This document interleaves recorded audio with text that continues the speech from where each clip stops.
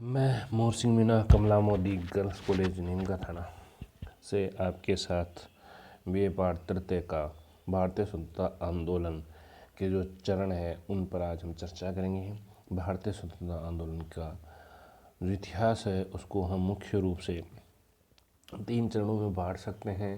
प्रथम चरण जो स्वतंत्रता आंदोलन का आरंभ होता है वो कांग्रेस की स्थापना से आरंभ होता है अर्थात 1885 से, और 1905 तक इस चरण चलता है जिसमें उदारवादी चरण भी कहते हैं।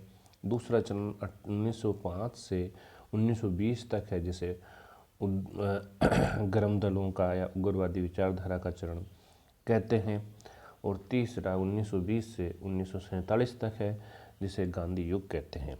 आज हम सबसे पहले प्रथम चरण की चर्चा करेंगे। उससे पहले उसकी पृष्ठभूमि का थोड़ा सा हम समझते हैं। भारत जो आज़ाद हुआ वो 15 अगस्त 1947 को आज़ाद हुआ। बहुत बड़े कठिन संघर्ष से गुजरा, ये कई चरणों से भारत गुजरा। इन चरणों में जो मुख्य जो भूमिका रही भारत में जो राष्ट्रीय आंदोलन के स्वतंत्रता संघर्ष की, ये जो राष्ट्रीय चेतना जागृत हुई, वो चेतना का मुख्य जो कारण था वो था भारतीय जनता राष्ट्रीय चेतना भावना उदय और ब्रिटिश शासन के विरुद्ध प्रतिक्रिया और उसको उखाड़ फेंकने से भारत में अनेक तत्वों प्रत्यक्ष अप्रत्यक्ष जन्म हुआ जिन्होंने ब्रिटिश साम्राज्य को चुनौती दी। कांग्रेस की स्थापना से पहले भी कई छोटे छोटे संगठन थे, राजनीतिक संगठन थे, विचार थे जिन्होंने राष्ट्रीय आंदोलन की शुरुआत की, राजनीतिक प्रवेश के आरंभ किए। इन संगठनों में ये सभी संगठन 1836 के बाद आरंभ हुए और 1885 तक ये सारे संगठन ज़्यादातर कांग्रेस में समाहित हो गए, जिनमें मुख्य रूप से Zamindar Association 1838, Bengal Association, Bengal Presidency Association, Madras Mahajan Sabha और ब्रिटिश बंगाल ईस्ट एसोसिएशन और East Indian League, Indian Association, Native Association और बम्बई प्रेसिडेंसी एसोसिएशन, और उसके बाद 1885 कांग्रेस की स्थापना 1885 में हुई। ये चरण 1885 से 1905 तक का जो काल है वो प्रथम चरण कहलाता है।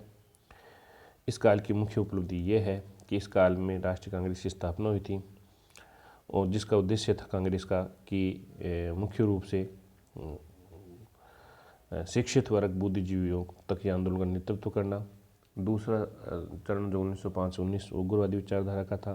तीसरा चरण गांधी जी का था। जो पहला चरण था उसकी मुख्य बात ये थी कि इस चरण में कई राजनीतिक संगठन ने मुख्य भूमिका निभाई, जिनमें सबसे बड़ी भूमिका कांग्रेस की है।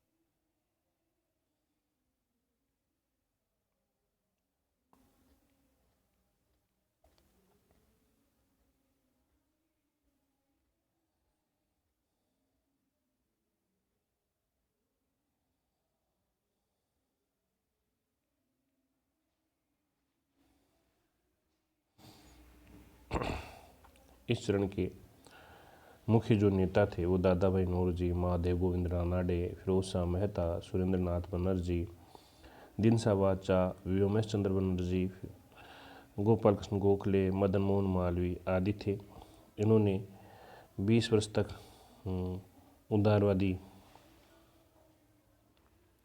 तक ये अंग्रेजों के प्रति उदार रहे और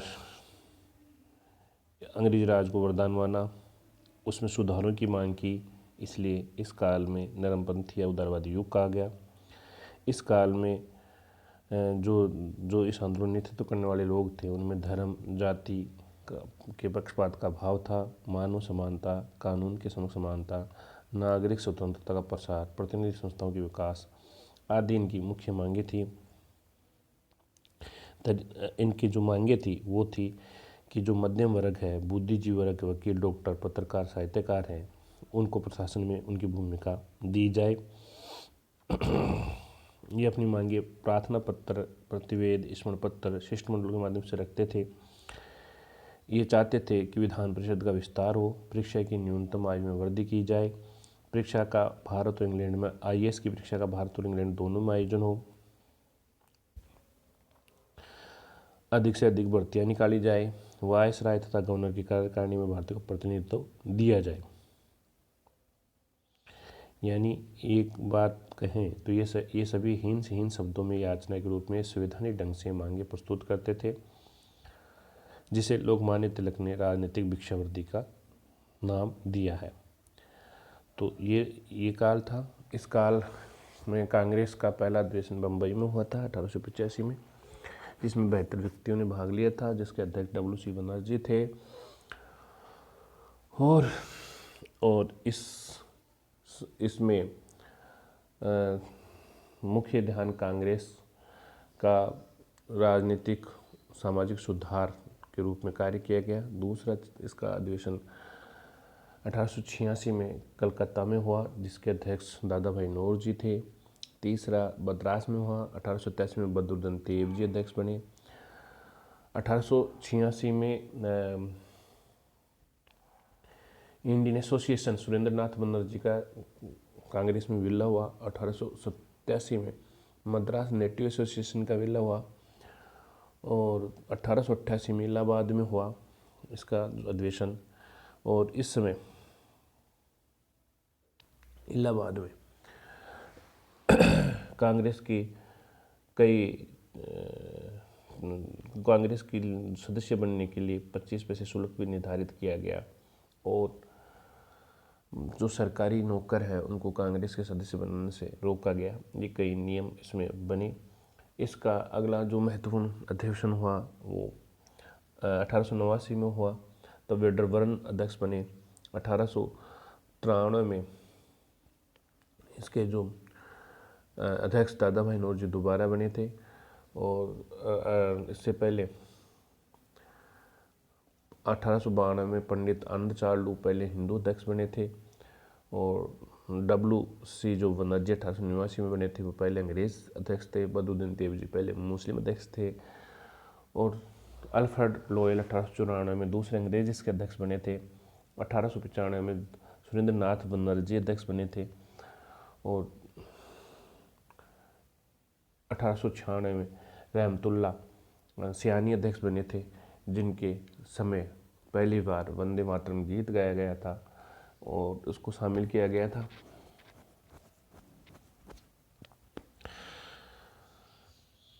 इसका जो अगला महत्वपूर्ण अधिवेशन था वो 1905 था, जिसमें गोपाल कृष्ण गोखले अध्यक्ष बने थे और उसी समय बंगाल का विभाजन हुआ था। इस कारण एक रोष व्याप्त हो गया था और उनके विचारधारा से लोगों का विश्वास उठ गया था और नवीन विचारधारा जो भिक्षावृत्ति की जगह अंग्रेजों को वरदान की जगह अभिशाप मानते थे और जो प्रेरणा अंग्रेजी शासन या उनके विचारों की जगह भारतीय पुनर्जागरण में विश्वास करते थे, प्राचीन संस्कृति में विश्वास करते थे, उनसे प्रेरणा लेते थे, स्वदेशी स्वराज की मांग करते थे, उसके लिए जो आंदोलन चलाया जा रहा था, यानी द्वितीय चरण की शुरुआत हो गई थी, जिसे हम उग्रवादी चरण कहते हैं, जो 1905 से 1920 तक चला। इस आंदोलन के बड़े नेता लाल बाल पाल थे। इस आंदोलन के जो बड़े नेता का नाम है वो लाल बाल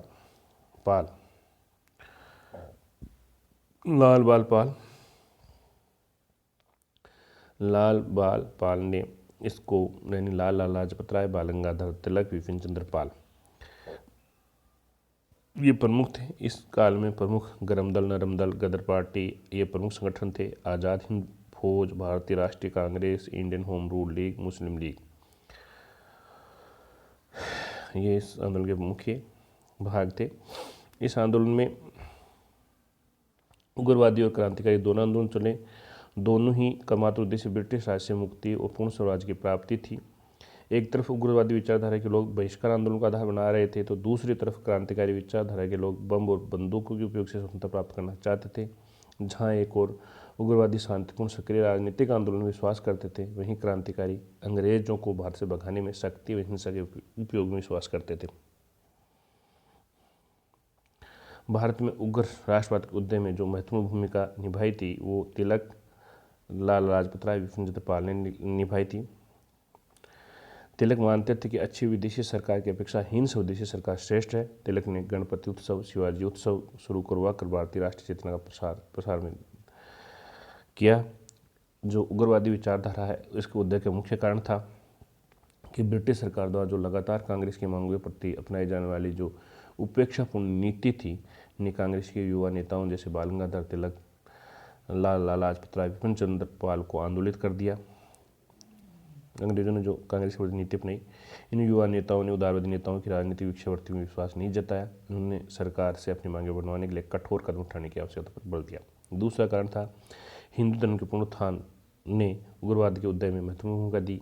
कांग्रेस के उदारवादी नेताओं ने पश्चिमी सभ्यता और संस्कृति में पूर्ण निष्ठा जताई, परंतु दूसरी ओर उग्रवादी विचारधारा के लोगों ने स्वामी विवेकानंद, दयानंद सरस्वती, अरविंद घोष, तिलक, लाला लाजपत राय जैसे लोग थे जिन्होंने अपनी सभ्यता और संस्कृति को पाश्चात्य संस्कृति से श्रेष्ठ प्रमाणित किया। अरविंद घोष ने कहा कि स्वतंत्रता हमारे जीवन का उद्देश्य है और हिंदू धर्म में ही हमारे इस उद्देश्य की पूर्ति करेगा। राष्ट्रीयता एक धर्म है तो वह ईश्वर की देन है। एनी बेसेंट ने कहा सारी हिंदू प्रणाली पश्चिम सभ्यता से बढ़कर है। तीसरा कारण 1876 से 1900 के मध्य भारत में लगभग 18 बार अकाल की चपेट में आया, जिसमें जनधन की भीषण हानि हुई। 1857-58 में बम्बई में प्लेग की बीमारी की चपेट में आकर लगभग 1,73,000 लोग काल के कवलित हो गए। सरकार ने इस दिशा में ऐसा कोई प्रयास नहीं किया जिससे इस बीमारी को रोका जा सके, बल्कि प्लेग की जांच के बहाने भारतीयों के घरों में उनकी बहन बेटियों के साथ अमानवीय बर्बरता का व्यवहार किया। तिलक ने सरकार की इस काली करतूत को अपने पत्र केसरी में कटु आलोचना की, जिसका उन्हें 18 महीने तक सख्त पहरे में जेल में रहना पड़ा। प्लेग के समय ज्यादतियों से प्रभावित होकर पूना के चापिकर बंधु दामोदर एवं बालकृष्ण ने प्लेग अधिकारी रैंड अमृष्ट के गोली मारकर हत्या कर दी, जिससे उग्र घटनाओं को प्रोत्साहन हुआ। चौथा कारण लॉर्ड बेकन का एक कथन कि अधिक दरिद्रता और अधिक आर्थिक असंतोष क्रांति को जन्म देता है। अधिक दरिद्रता और आर्थिक असंतोष क्रांति को जन्म देता है। भारत के संदर्भ में अक्सर सत्य है, क्योंकि अंग्रेजों की तीव्र आर्थिक शोषण नीति ने सचमुच भारत को उग्रवाद को जन्म दिया। शिक्षित भारतीयों को रोजगार से दूर रखने की सरकारी की नीति ने उग्रवाद को बढ़ावा दिया। पांचवा कारण दादा भाई नौरोजी ने ड्रेन थ्योरी का प्रतिपादन कर अंग्रेज राज्य की शोषण नीतियों का अनावरण कर दिया। यानी जो ड्रेन थ्योरी, जो भारत से जो धन इंग्लैंड में जा रहा था उसके बारे में बताकर किस तरह से भारत का शोषण हो रहा है, जनता में जागृति उत्पन्न की। गोविंद रानाडे की ऐसे in Indian economics, Ramesh Chandra Dutt की इकोनॉमिक हिस्ट्री ऑफ इंडिया आदि पुस्तकों में अंग्रेज राज के आर्थिक नीतियों की ढोल की पोल खोल दी। इससे उग्रवादी स्वराज की दिशा में नेताओं ने उन्मुख किया। छठा कारण तत्कालीन अंतर्राष्ट्रीय घटनाओं में उग्रवादी तत्वों को बढ़ावा देने में महत्वपूर्ण योगदान रहा। जैसे मिस्र, फ्रांस और तुर्की में सफल स्वतंत्रता संग्राम ने भारतीयों को काफ़ी प्रोत्साहित किया। 1896 में अफ्रीका पिछड़ा एवं छोटा राष्ट्र अबसीनिया या इथोपिया ने इटली को परास्त कर दिया। इस घटना ने भी प्रभावित किया। 1905 में जापान ने रूस पर विजय प्राप्त की। इससे उग्रवादी राष्ट्रवादी लोगों को सचमुच बढ़ावा मिला। गैरेट ने माना कि इटली की हार ने 1857 में तिलक के आंदोलन को बड़ा बल प्रदान किया। और सातवां कारण लॉर्ड कर्जन की प्रतिक्रियावादी नीतियों को भारतीय युवा पर मन पर कड़ी प्रतिक्रिया हुई। कर्जन के 7 वर्ष के शासनकाल को शिष्टमंडल भूलों अथवा आयोगों का काल कहा जाता है। कर्जन के प्रतिक्रियावादी कार्यों जैसे कलकत्ता कॉरपोरेशन अधिनियम, विश्वविद्यालय अधिनियम, बंगाल विभाजन ने भारत में उग्रवादी को बढ़ाने में महत्वपूर्ण कार्य किया। भारत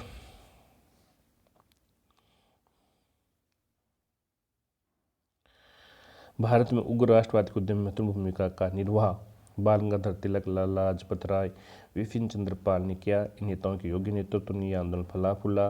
तिलक मानते थे अच्छी विदेशी सरकार की अपेक्षा हीन स्वदेशी सरकार श्रेष्ठ है। स्वराज्य मेरा जन्मसिद्ध अधिकार है, मैं इसे लेकर रहूँगा। तिलक ने गणपति उत्सव, शिवाजी उत्सव शुरू करवाकर भारतीयों को राष्ट्रीय चेतना के प्रसार दिशा में प्रयास किया।